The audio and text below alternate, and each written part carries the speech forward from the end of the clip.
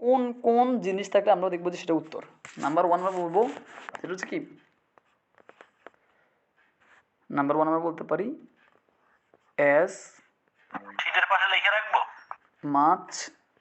এই ক্লাসটা রেকর্ড হতেছে, পরে আবার দেখতে পারো, লিখতে মনে লেখো অ্যাজ মাছ অথবা অ্যাজ মেনি অ্যাজ, কেমন, এটা যদি থাকে এটা উত্তর, ঠিক আছে কিনা। Number two the dot dot dot dot dot the, এটা যদি থাকে এটা কি উত্তর, ঠিক আছে কিনা। নাম্বার থ্রি দা আদার, এটা যদি কোনো অপশানে থাকে সেটা উত্তর। ক্লিয়ার?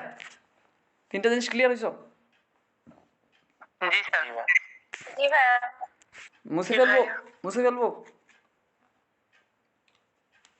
জি স্যার। আচ্ছা, তাহলে মুছে ফেলতেছি। তাহলে অ্যাজ মাছ অ্যাজ, এখানে মাছ মেনি কি, যখন যদি কাউন্টেবল হয় তাহলে মেনি, আর যদি মাছ আনকাউন্টেবল হয় তাহলে মাছ। আর দা ডা ডা ডা দা, এটা দেখলে উত্তর, দা আদা দেখলে উত্তর, কেমন।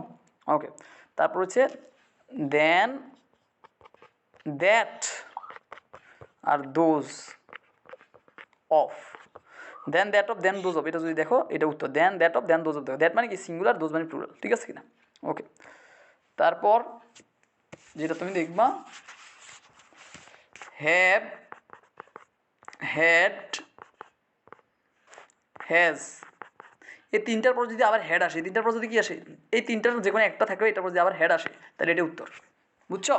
Have has had plus had, have has had plus had, এটা যদি থাকে উত্তর। যেমন I had had my dinner, তাহলে হেড বাদে হেড আসছে, এর উত্তর। ক্লিয়ার? জি ভাই। জি স্যার। তাহলে এখানে আমরা শিখলাম দুইটা স্ট্রাকচার, কেমন। তাহলে কয়টা স্ট্রাকচার, আগে দিচ্ছি তিনটা, এখন দিচ্ছি দুইটা, কথা পাঁচটা স্ট্রাকচার হচ্ছে। কয়টা স্ট্রাকচার হচ্ছে? পাঁচটা। পাঁচটা।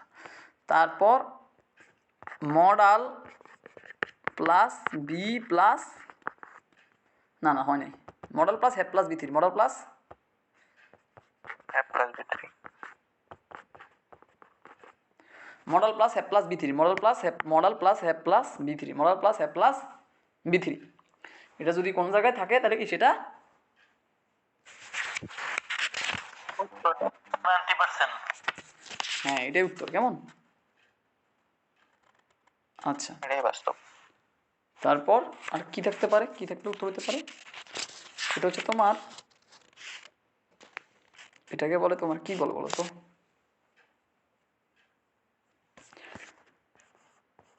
সাচ এ, একটা নাউন থাকবে, কেমন, such a picture, such a day, such a E, কেমন। তারপর এগুলো এগুলো হচ্ছে স্ট্রাকচার, এখন যেগুলো হচ্ছে এগুলো হচ্ছে স্ট্রাকচার, কেমন। যেমন দা নাউন, এগুলো খুব কমন একটা স্ট্রাকচার, অফ এটা একটা স্ট্রাকচার, ঠিক আছে কিনা। তারপর আমরা বলতে পারি হাউ টু, কেমন, হাউ টু, যেমন how to walk, how to cook, how to run, ঠিক আছে, এটা একটা pattern.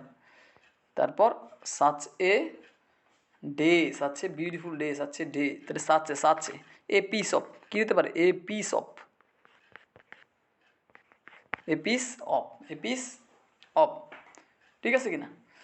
A piece of, a piece of cake, a piece of shirt, তাহলে হাউ টু, কেমন, দ্য নাউন অফ, তারপর সাচে, কেমন। তাহলে রয়েছে প্যাটার্ন, এই প্যাটার্নগুলো ফলো করা, কেমন। ধরো কোনো জায়গায় দেওয়া আছে এ দিয়ে আছে, শূন্যস্থান দিয়ে আছে, শূন্যস্থান কী হবে, এ পিস অফ, কী হবে, এ পিস অফ, কথা বুঝতে পারছো, এটা হচ্ছে কথা। এটা এই কয়টা ওয়ার্ড, আর আমার জানা মতো এই মতো আর নেই, এগুলোই তো।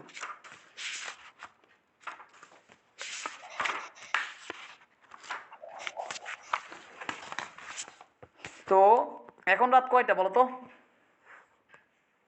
এখন রাত কয়টা, 3:43, তাই তো। ওকে ফাইন, তাহলে 3:43 পর্যন্ত তোমরা আমার সাথে জেগে জেগে আজকে পড়াশোনা করছো, তাহলে তোমাদের এই পরিশ্রম কি বৃথা যাবে? ইনশাআল্লাহ না।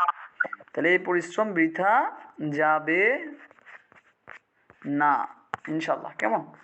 এটা হচ্ছে তোমাদের আর অন্যদের মধ্যে পার্থক্য, হচ্ছে তোমরা এই জায়গায়, যে তোমরা এই জায়গায় এগিয়ে আছো।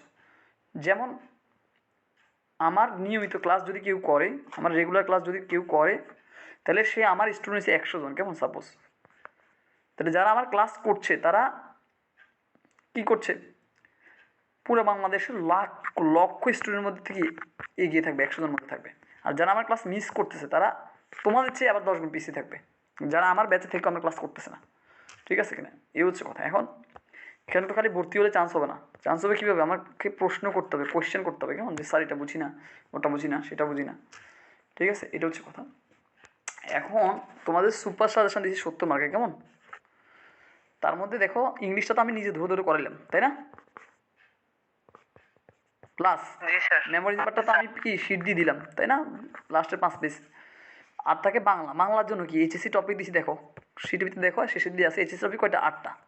এই 8টা টপিক যদি ভালো করার পর পরীক্ষা এখান থেকে 10 আসবে।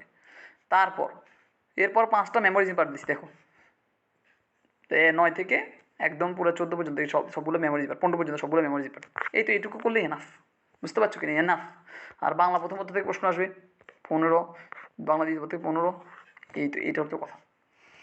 তো হতাশ হওয়ার কোনো কারণ দেখি না, হতাশ হওয়ার কোনো কারণ না। আমি তো চিন্তা করতেছি যে তোমরা এই স্পিড থাকলে আমি পুরো সব কিছু যা পড়াইছি 15 দিনে রুটিন করছি না, এটাকে আমি সেটা 5 দিনে পুরোটা রিভাইজ দিতে পারি বা একবারও করতে পারি যদি সিরিয়াস থাকে, বুঝতে পারছি। তো সুতরাং আমরা যদি 10 দিন করে যদি হিসাব করি, 10 দিন আমাদের ফুল একবার শেষ করা যায়, তাহলে আমরা আরও ধরো অন্যান্য ইউনিভার্সিটি সিইউর জন্য কতদিন পাচ্ছি, আর ইউর জন্য কতদিন পাচ্ছি, জিএসটির জন্য কত পাচ্ছি, জিএসটির জন্য এখনও পাচ্ছি প্রায় 5 মাস বা 4 মাস। তো 4 মাস পরে যদি আমার কাছে টপ না করো, তোমাদের থাপড়ানো উচিত না সবগুলোর, বলো।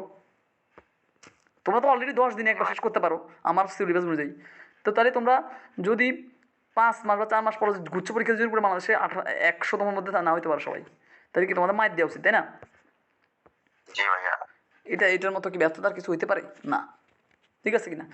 সিইউ তো তোমাদের টপ করা কোনো ব্যাপারই না, আর ইউ তো টপ করা কোনো ব্যাপার না, কারণ আমরা তো অলরেডি শেষ, তাই না। এখন আমরা কী করবো, তোমাদের কোর্স শেষ, কিন্তু তোমাদের সাথে আমার কানেকশন তো সারা জীবনে, তাই না। কথা কি বুঝতে পারছো।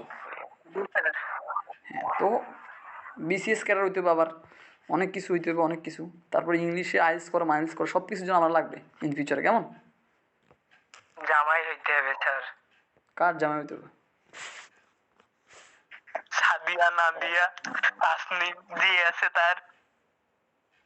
তুমি আসো খালি ইয়া নিয়ে, মেয়ে নিয়ে। এই পোলার বিয়ে করার খুব ইচ্ছা ভাই, বিয়ে দিয়ে দেন।